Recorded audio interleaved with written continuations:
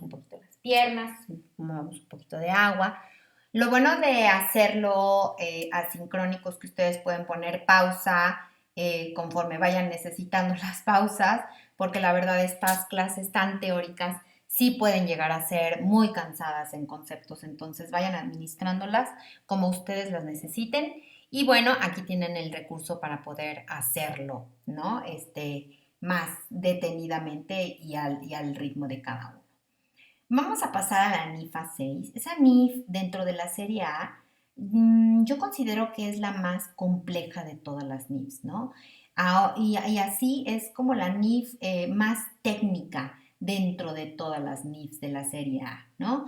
El objetivo que tiene esta NIF A6 es darte todos los conceptos básicos de evaluación de los estados financieros. Todos, todos, todos. Te define cada uno de los valores que puede tener los estados financieros, ¿no? Te explica, por ejemplo, que los criterios de reconocimiento, este es el orden, este es un mapa de todo la NIF A6, y dice que los criterios de reconocimiento tienen que ser, uno, que venga de proviene de transacciones, transformaciones y eventos, que sea un elemento básico de los estados financieros, que sean cuantificables monetariamente, que estén acorde a la sustancia económica, que implique una entrada o salida futura de recursos y 6, que contribuya a la toma de decisiones. Esos son los criterios de reconocimiento.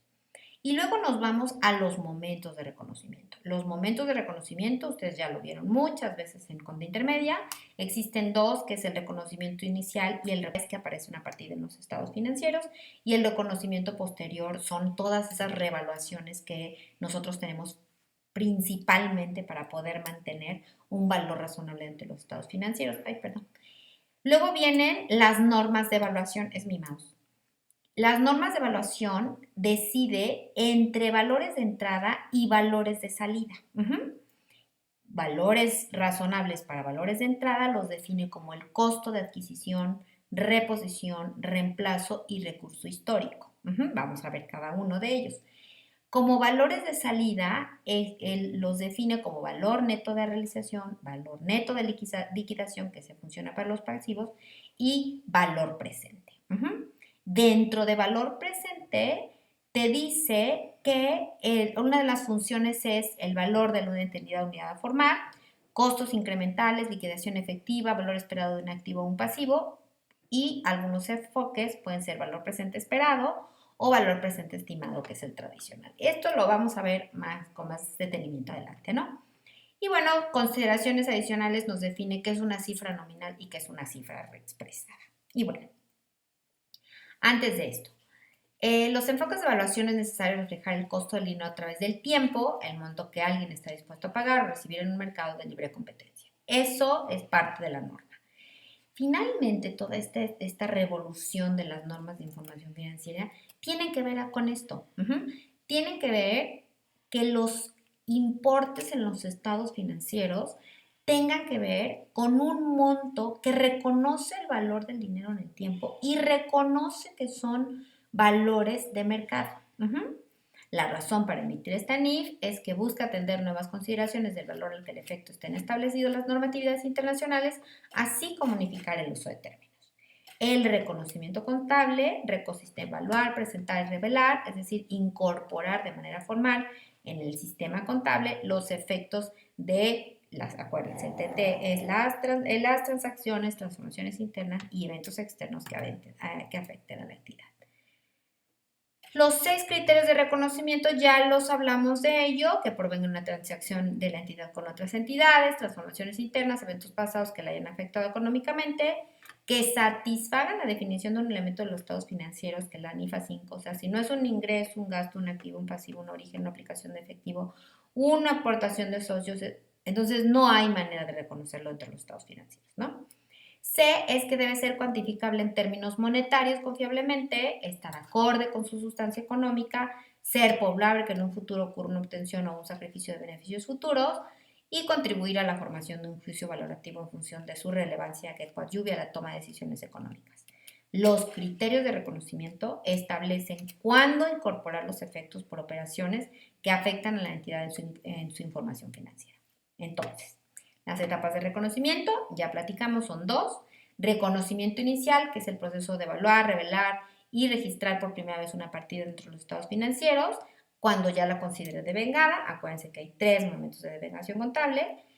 Y el reconocimiento posterior es la modificación de una partida reconocida inicialmente en los estados financieros y que puede ser afectada su valor y necesitamos preservar la objetividad. Ejemplo, para una evaluación de operaciones de una entidad en particular existen 2 clases de valores. Valores de entrada, que son los que sirven para la base de incorporación o posible incorporación de una partida de los estados financieros, que puede ser adquisición, reposición o reemplazo de activos o incurrir en un pasivo. Esos son los valores de entrada.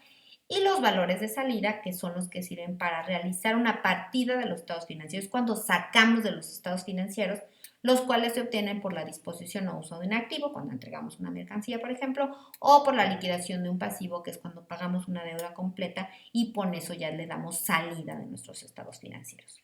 Los valores de entrada son costo de adquisición en reconocimiento inicial para un activo. ¿Eso qué quiere decir? Como pagos anticipados, hagan de cuenta. Pagos anticipados se reconoce por el efectivo entregado, entonces ese sería un reconocimiento inicial y forma parte de los activos. Costo de reposición, si tenemos un reconocimiento posterior en los activos. Costo de reemplazo, un reconocimiento posterior se utiliza para el reconocimiento posterior en los activos. Y recurso histórico es el inicial en pasivos. Vamos a ver cada uno de ellos. El costo de adquisición es el monto pagado en efectivo o equivalentes por un activo al momento de su adquisición. Como adquisición debe considerarse también la construcción, fabricación, instalación o maduración de un activo, y el costo de adquisición también se conoce como costo histórico, lo que en algún momento de la vida pagué. ¿Okay? En la determinación del costo de adquisición deben considerarse otros costos incurridos asociados directa e indirectamente a la adquisición, los cuales se presentan como costos acumulados. ¿Qué es el costo de reposición? Es el costo que sería incurrido para adquirir un activo idéntico a uno que está actualmente en uso. Entonces, si ese es un costo de reposición, lo podemos utilizar, según la norma, como un reconocimiento posterior para el caso de los activos. El costo de reposición. Por ejemplo, vamos a ver el costo de reposición, estamos viendo la posibilidad de que haya perdido cierta confiabilidad, algún valor de la maquinaria. ¿Qué puedo hacer? Ver en reconocimiento posterior, que es ya no cuando entra la partida de los estados financieros, sino posteriormente para mantener su objetividad, podemos, ¿no?, ver cuánto cuesta esa maquinaria en el mercado, en un mercado organizado, ¿no?, en uno de los que venden activo y fijo a través de subasta, por ejemplo, y ver cuál sería un activo idéntico a él, ¿no?, que esté en uso, y con eso puedo comparar el valor. El costo de reemplazo es el costo que sería incurrido para adquirir un activo muy similar al que está actualmente en uso. Y el costo de reemplazo también se utiliza para reconocimiento posterior en el activo. Costo de reposición o de reemplazo. Dependiendo de dónde se use el activo y cuál sería su ciclo operativo, puede usarse el costo de reposición cuando el activo se emplea para consumo o venta inmediata, como inventarios de mercancías, pero si su finalidad es analizar el servicio potencial de un activo, suele utilizarse el costo de reemplazo, como por ejemplo para propiedad, planta y equipo. Para recurso histórico, ¿qué es el recurso histórico? El recurso histórico es el monto recibido de recursos en efectivo equivalentes al incurrir un pasivo. ¿Eso qué quiere decir? El monto que te depositó el banco al que le pediste dinero. El recurso histórico debe considerarse neto de primas o descuentos y gastos asociados derivados de la emisión y colocación de pasivo, como es el caso de emisión de obligaciones. Y ya quedamos que eso es un valor de entrada inicial en los pasivos, ¿no? Ahora, vienen otros conceptos como es el valor neto de realización. El valor neto de realización es el monto que se recibe en efectivo o equivalentes de efectivo o en especie por la venta o intercambio de un activo. Cuando a dicho valor, eso es el valor de realización, es el valor de mercado o intercambio de un activo. Cuando a dicho valor de realización se le disminuyen los costos de disposición, se genera el valor neto de realización, también denominado precio neto de venta. Los costos de disposición son aquellos costos directos que se derivan de la venta o intercambio de un activo o de un grupo de activos, sin considerar los costos de financiamiento e impuestos. Un ejemplo muy facilito de entender es si yo voy a vender un terreno, tengo en medio de la transacción una persona que se dedica a bienes raíces y el costo del valor de la realización es que el mercado me pagó por mi terreno 3 millones de pesos, pero el neto de realización es restarle el 2% de comisión que le voy a pagar a el vendedor de los bienes raíces para que pueda yo tener el valor neto de realización. De igual manera, el valor neto de liquidación, acuérdense que cuando estamos hablando de recurso o liquidación, estamos hablando de un pasivo. Ya me dio hipo de tanto hablar. Monto de erogación, que es necesario para liquidación de un pasivo. Ese es el valor de liquidación. Estos montos no toman en cuenta impuestos y costos de financiamiento. El valor neto de liquidación es el valor de liquidación más los costos de liquidación. Y ahí podríamos entender como algunos costos de, por ejemplo, transferencias bancarias, etcétera, etcétera. Pero normalmente no es tan relevante. El valor razonable es un valor que, híjole, necesitamos muchísimo en estas normas de información financiera. De un slide completo, ¿no? Y esto ya no lo sabemos nosotros que representa el valor de mercado, el que estarían dispuestos a intercambiar para la compra-venta de un activo o asumir o liquidar un pasivo entre partes interesadas, dispuestas e informadas en un mercado de libre competencia. Esto es un valor de mercado, ¿ok? Pero ese valor razonable, ese valor de intercambio, puede considerarse un valor de entrada como uno de salida, sirve para las dos cosas, ¿no? Pero hay un orden de preferencia para las cuantificaciones contables en términos monetarios. Primero, son las cotizaciones observables en los mercados, como el tipo de cambio, el valor del oro, el valor del euro, etcétera, etcétera, ¿no? El valor de maquinaria industrial, etcétera, etcétera. Como segundo son los valores de mercados de activos pasivos o activos netos similares en cuanto a sus rendimientos, riesgos o beneficios. Y ahí viene lo de las ventas de activos fijos en subastas, por ejemplo, ¿no? Y luego viene la técnica de evaluación reconocidas en el ámbito financiero como valor presente esperado, valor presente estimado, modelos de precios de opción, modelos de evaluación de acciones, opciones o derivados, entre otros. Entonces, siempre primero nos vamos a ir a cotizaciones observables en los mercados, luego nos vamos a ir a mercados que tengan una similitud a los activos que nosotros tenemos y finalmente nos vamos a ir a técnicas de evaluación como valor presente. Entonces aquí dice, el valor razonable es el valor de mercado o su estimación y puede incluirse en costo de adquisición, costo de reposición, costo de reemplazo, recurso histórico, valor de liquidación, valor neto de liquidación, valor de realización, valor neto de realización y valor presente. Acuérdense, el orden son cotizaciones observables, valores de mercados de activos y pasivos similares y técnicas de evaluación, principalmente valor presente. Luego viene el valor razonable en valores de salida. Acuérdense que el valor de salida es cuando una partida deja de estar en nuestros estados financieros. Primero vienen unas consideraciones, ¿no? Adicionales sobre cualquier valor de entrada o salida puede reconocerse bajo el enfoque de cifra nominal o cifra reexpresada.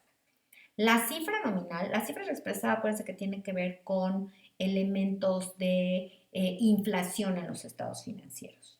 La cifra nominal es el monto de efectivo equivalentes pagados o cobrados, por cobrar o por pagar, y siempre la cifra nominal está representada por el costo de adquisición. La cifra reexpresada es una cifra ajustada por un factor específico para conservar en unidades monetarias equivalentes y finalmente se utilizan para reexpresarse como un efecto inflacionario y dice la norma por tipos de cambio. ¿Cuáles son los límites en la evaluación del efectivo? Yo no puedo decir, pues voy a evaluar a valor razonable y me salió más alto que, aquí están los topes, ¿no? El tope para el efectivo y el equivalente no pueden exceder a su cifra nominal. O sea, yo no puedo valuar un billete de 100 pesos a 150 pesos. O sea, eso no lo puedo hacer porque el efectivo y los equivalentes principalmente las monedas y los billetes, no pueden exceder a su valor nominal. El derecho a recibir efectivo equivalentes no debe exceder al valor presente del efectivo a recibir. El derecho a recibir servicio no debe ser superior al valor razonable del servicio a recibir. Los bienes disponibles para la venta no deben exceder a su valor neto de realización. Los bienes destinados al uso para su construcción y posterior uso o el derecho a recibir bienes destinados al uso no deben exceder a su monto recuperable, siendo este último en mayor entre el valor de uso y el valor neto de realización. Eso lo vamos a ver en la NIF C6. Los que representan una participación en el capital contable de otras entidades no deben ser superiores a su valor neto de realización. En los pasivos también hay límites. Los límites son: las obligaciones de transferir efectivos equivalentes no podrán ser menores a su valor presente. Las obligaciones de transferir bienes o servicios, eso quiere decir los cobros anticipados, no podrán ser menores a su valor de liquidación, en su caso al valor razonable de bienes o servicios a ser proporcionados. Las obligaciones de transferir instrumentos financieros de capital emitidos por la propia entidad no podrán ser menores al valor razonable de los instrumentos financieros de capital a ser entregados. Esa fue la NIF A6, una de las NIFs que está llena, cargada de elementos técnicos y bueno, finalmente en algún momento tienen que saber cómo es que se define cada uno de ellos y bueno, dentro de cada uno de ellos saber cuándo se debe usar uno y otro. Eso lo veremos en las NIFs de la serie C. Ahora viene la NIF A7, que es presentación-revelación. Aquí nuevamente les hice un mapa que resume la NIF A7 y nos vamos a ir al detalle. ¿Qué son las notas a los estados financieros, no? Las notas a los estados, y acuérdense que la revelación tiene que ver con las notas a los estados financieros. Son explicaciones que amplían el origen y significado de los datos y cifras que se presentan en los estados financieros. Proporcionan información acerca de la entidad, cómo son sus transacciones, sus transformaciones internas, sus otros eventos, así como la repercusión que tienen de políticas contables y cambios significativos. Las notas a los estados financieros deben presentarse siguiendo un orden lógico y consistente, considerando la importancia de la información contenida en ellas. Normalmente empiezan con una descripción de la entidad, luego se van a las notas, a las políticas contables y de ahí siguen el orden del activo. Digo, el orden del balance general, empezando por el activo, luego el pasivo, el capital contable y luego se siguen al estado de resultados y los siguientes estados financieros. Ese es el orden que llevan usualmente. Las notas se presentan normalmente en el siguiente orden. Aquí está la declaración de que se manifiesta el cumplimiento con las normas de información financiera, la descripción de la naturaleza de las operaciones y actividades de la entidad. Casi siempre estas dos se presentan juntas, ¿no? Dicen, yo soy Kellogg y me dedico a hacer alimentos procesados considerados saludables y cumplo con las normas de información financieras mexicanas, así como las normas internacionales de información financiera que me son aplicables. Luego viene el resumen de las políticas contables aplicadas, la información relativa que se presenta en el cuerpo de los estados financieros básicos y es ahí donde empezamos con la nota 1, efectivo, nota 2, instrumentos financieros, nota 3, cuentas por cobrar, nota 4, inventario, notas y así sucesivamente, ¿no?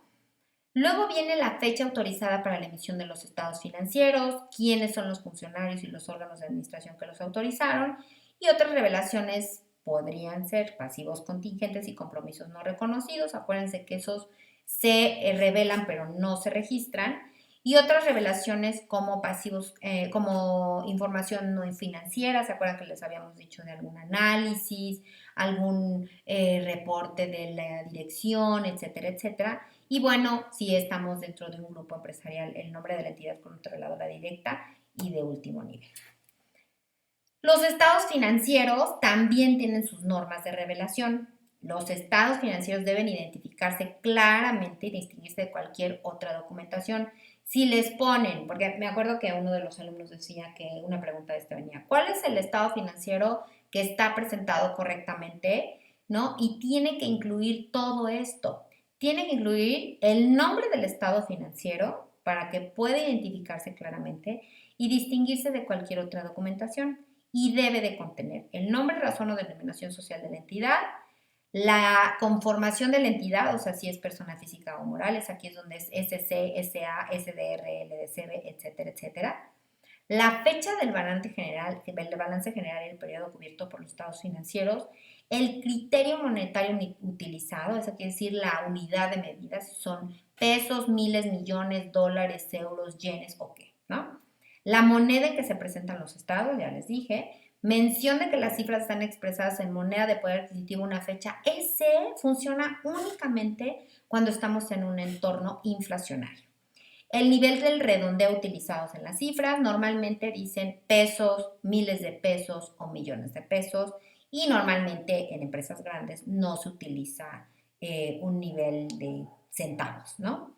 Bueno, los estados financieros y sus notas deben presentarse en forma comparativa, por lo menos con el periodo anterior, para cumplir con la norma. La presentación de información financiera se refiere al modo de mostrar adecuadamente en los estados financieros y sus notas los efectos derivados de las transacciones, transformaciones internas y otros eventos.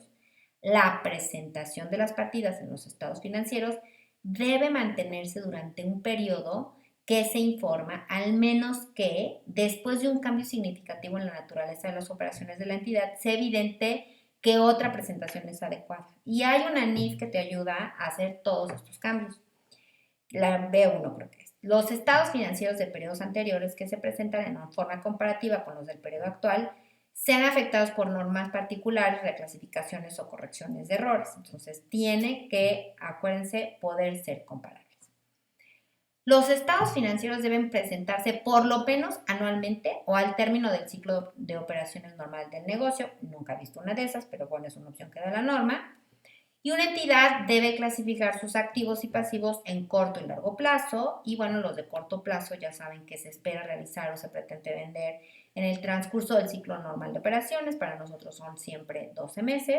Se mantenga con fines de negociación o, no, ya dijimos, dentro de los 12 meses posteriores a la fecha del balance pueda esperarse realizar o se pretenda vender, consumir ese activo.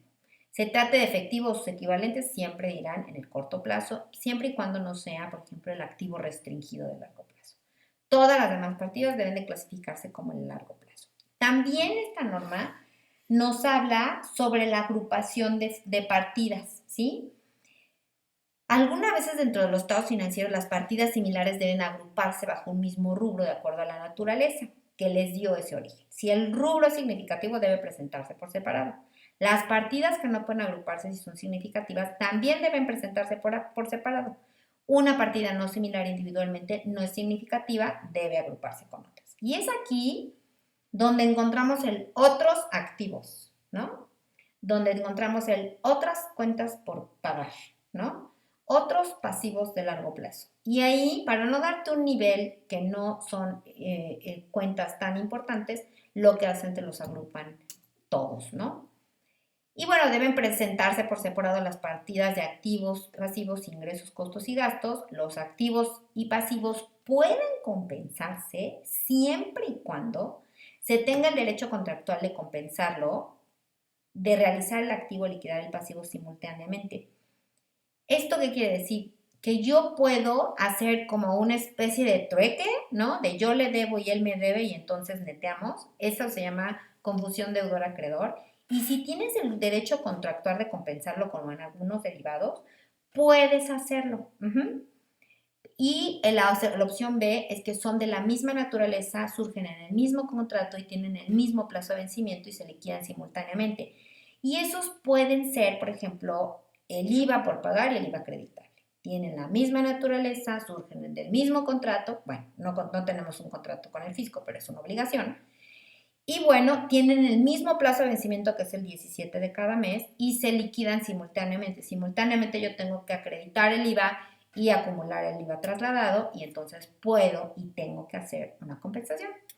No se consideran compensaciones las presentaciones de valores netos de activos como obsolescencia de inventarios, cuentas incobrables o netos de rebajas o descuentos. Sin embargo, si son significativas, deben revelarse. ¿Ok? Y bueno, a todo esto nos faltó definir qué es revelación. Revelación es una acción de divulgar en los estados financieros y sus notas toda información que amplíe el origen y significado de los elementos que representan en dichos estados, proporcionando información sobre políticas contables, así como el entorno de la entidad, ¿no? Las políticas contables es como cuando hacíamos las notas, ¿se acuerda que decíamos? Las provisiones son pasivos cuya cuantía y monto se desconocen, así como su fecha de liquidación.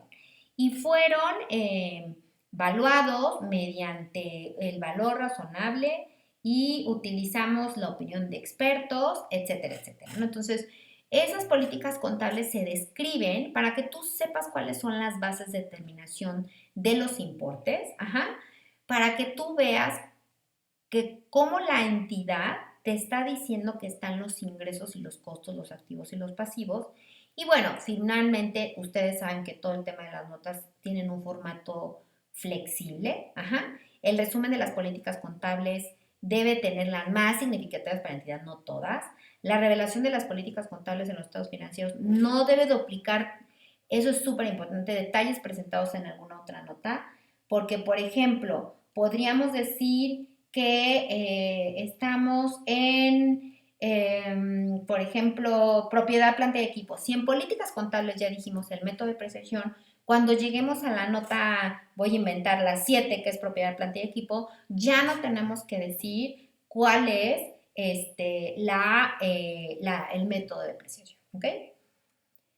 Ahora, ¿cuáles son los ejemplos de políticas contables a revelar? Bueno, son bases de reconocimiento de la inflación, bases de consolidación, métodos de depreciación, valuación de inventarios, valuación y amortización de activos intangibles, estimaciones para cuentas incobrables, inventarios de lento movimiento, obsoleto, deterioro de activos de larga duración, impuestos diferidos, arrendamientos, conversión en moneda extranjera. A todos estos son las políticas que podemos revelar.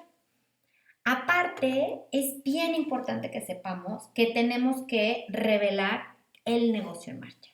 Acuérdense que el objetivo de los estados financieros es dar información sobre el desempeño económico que te permita conocer la viabilidad del negocio como un negocio en marcha. Entonces dice, al preparar los estados financieros, los administradores deben evaluar la capacidad de la entidad para continuar como negocio en marcha, a menos que se tenga la intención de liquidar la entidad. La información que hay que revelar es, inciso A, cuando existe la incertidumbre a eventos o condiciones que pueda dar lugar a dudas sobre la capacidad o entidad para continuar como negocio en marcha, como por ejemplo, insuficiencia del capital contable o capital de trabajo, flujos negativos de operación que sean por varios periodos, pérdida de operación recurrentes, incumplimientos de contratos de crédito, todo eso son luces de que ya hay incertidumbre sobre la capacidad que tiene esta entidad para seguir como negocio en marcha. Entonces, tenemos que hacer una evaluación y tenemos que hacer una revelación sobre la capacidad de la empresa para continuar como negocio en marcha. Si los estados financieros no se preparan sobre la base del negocio en marcha, debe revelarse, acuérdense que los valores no pueden ser iguales. Y bueno, otras revelaciones que vienen de si uno más estados financieros se omite, debe mencionarse en las notas cuáles fueron los datos omitidos. Cuando una entidad no presenta estados financieros comparativos por ser su primer periodo de operaciones, debe revelarse los supuestos claves utilizados en la determinación de estimaciones contables que implica incertidumbre con un riesgo relevante, también debe revelarse si se ajustan o se reclasifican algunos elementos de los estados financieros de periodos anteriores, cuando sea relevante, la naturaleza, tienen que decir la naturaleza de la reclasificación, el importe de cada partida ajustada, las razones para hacer el ajuste o reclasificación, porque acuérdense que cerramos estados financieros y cerrar es cerrar, ¿no? Pero sin embargo, la normatividad contable nos permite hacer algunos movimientos con cargo a las utilidades retenidas. Cuando sea impráctico ajustar retrospectivamente o reclasificar estados financieros comparativos, debe revelarse cuáles fueron las razones para no efectuar el ajuste o reclasificación, la naturaleza de los ajustes que se hubieran registrado, si las partidas hubieran sido ajustadas o reclasificadas, y cuando los estados financieros se presenten en un ciclo de operaciones diferente al normal o este no coincida con el año calendario, o cuando el periodo contable se modifique, que bueno, aquí en México es poco probable porque por ley fiscal tenemos la obligación de hacerlo con año calendario, pues tenemos que revelarlo. Algunos eventos o posteriores que se afecten a la entidad entre la fecha de cierre y la fecha de emisión de los estados financieros, alguna devaluación, algún incremento en la inflación, alguna pérdida del control, etcétera, tienen que revelarse. Supuestos clave utilizados para la elaboración de estimaciones contables que significan incertidumbre con un riesgo relevante. Y bueno, esa fue la norma de revelación. La NIF A8 tiene que ver con supletoriedad. Eso de la supletoriedad existe cuando una ausencia de la NIF es cubierta por otra norma formalmente establecida. La norma básica es que las NIFs, lo que nosotros debemos entender por las NIFs, se conforman por las normas de información financiera emitidas por el CINIF, los boletines del Instituto Mexicano de Contadores Públicos, acuérdense que eso fue lo que había antes de las NIFs, y las normas internacionales de información financiera que apliquen de manera supletoria, como el IFRS, el IAC, etcétera, etcétera, ¿no? Las normas de información financiera dice que son las NIFs emitidas por el ISB, las NICs emitidas por el ISCC, las interpretaciones a las NIFs, que son las interpretaciones al IFRS, ¿no? Y las interpretaciones a las NICs también forman parte, ¿no? En caso de que no den solución al reconocimiento contable, se podrá optar por cualquier otro esquema normativo siempre y cuando cumpla con los siguientes requisitos. Ejemplo de ellos puede ser US GAAP. Estar vigente, aplicación anticipada si lo permite, no contraponerse al marco conceptual de las NIFs, aprobado por un organismo reconocido internacionalmente y ser parte de las normas formalmente establecidas, evitando tratamientos informales sin sustentos teóricos. ¿Qué más? Cubrir la operación para coadyuvar a la razonabilidad de la información financiera.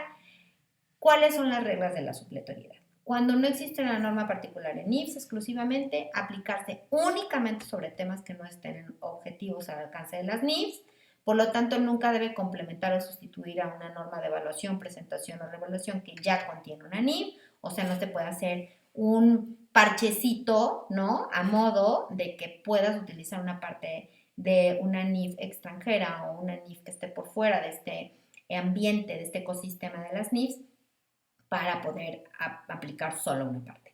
Deben aplicarse de manera integral y por temas generales. Si la norma que suple se deroga o se modifica, se debe aplicar la que se sustituya. Cuando existe una NIF que prevé la aplicación del tema suplido, ya te dieron una nueva, se suspende la supletoriedad y se aplica la NIF pudiendo ser de manera anticipada. Adicionalmente, cuando sea usada por primera vez una norma supletoria, se debe atener a lo establecido a las NIFs particulares sobre cambios contables. Hay una NIF sobre cambios contables. Tiene que haber una revelación de cuando utilizamos una NIF de manera supletoria y el uso de las normas supletorias debe revelarse en las notas de los estados financieros, además de una breve descripción de la transacción que usa la norma supletoria, cuál fue la norma supletoria, indicando la vigencia y el organismo que la emite, cuándo inició la supletoriedad y explicar brevemente el objetivo, alcance y normas de reconocimiento contable de la norma supletoria, el sustento de la utilización y cuáles son los cambios existentes en la norma supletoria si se llegara a optar por otra norma supletoria, ¿no? Eso es lo que tenemos que revelar cuando nosotros estamos en un tema de supletoriedad. Cuando se suspende la supletoriedad, entonces, porque ya hay una NIF nueva, igualmente debe revelarse notas. Hay que describir otra vez la transacción en cuestión, la norma supletoria que deja de aplicarse, su vigencia, la emisión y el periodo de aplicación, el nombre y fecha de la vigencia nueva de la NIF a aplicarse, diferencias relevantes entre la norma supletoria y la nueva NIF. Hasta aquí llegamos a el refresh que tenemos sobre la serie A. Acuérdense que la serie A no es una serie que hayamos estudiado en algún momento de nuestra carrera, no viene en ningún plan en ningún, ¿cómo se llama? En ningún programa, ¿no? En algún programa de los cursos que tomamos al llegar al final de la carrera. Sin embargo, algunos profesores sí nos hemos esmerado en que ustedes conozcan todo eso. Todo esto es el pilar número 1 sobre el que descansa lo demás, ¿no? Lo que viene tiene que estar construido encima de esto. Yo les voy a agradecer muchísimo su atención. Léanlo, escúchenlo mientras van a un lado, mientras van a otro, váyanlo dosificando en el tiempo. Es muchísima información, sobre todo si nunca hemos leído esa serie A. Algunos de mis alumnos ya que estuvieron conmigo en Mundo Intermedia ya tienen la serie A con una primera leída. Esta serie ya vimos que tiene ciertos reactivos, ¿no? Y que forman parte del examen del Ceneval. Entonces, empecemos por ahí y en los siguientes videos vamos a ver serie B y serie C. Muchísimas gracias.